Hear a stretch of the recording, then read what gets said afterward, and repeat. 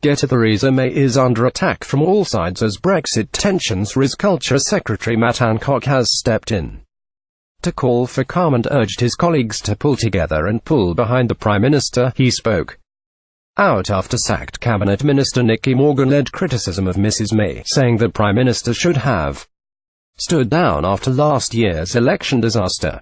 In a blog for the Conservative Home website, Mrs Morgan, now chair of the Commons Treasury Committee, said there were times last year for the Prime Minister to step aside immediately after the June 2017 election, or after party conference, that didn't happen.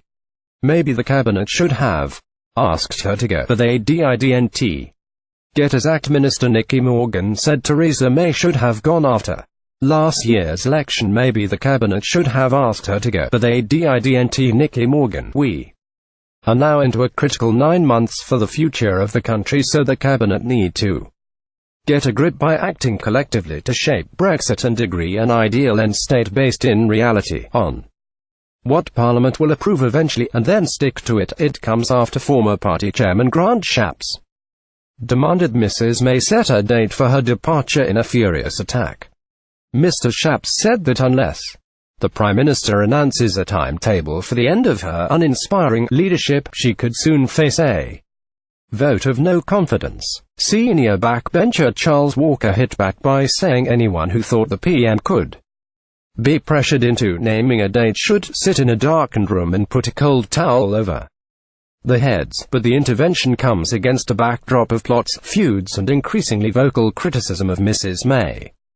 Tensions are high as the government prepares to set out its vision of an end state for Brexit to EU negotiators within the next month.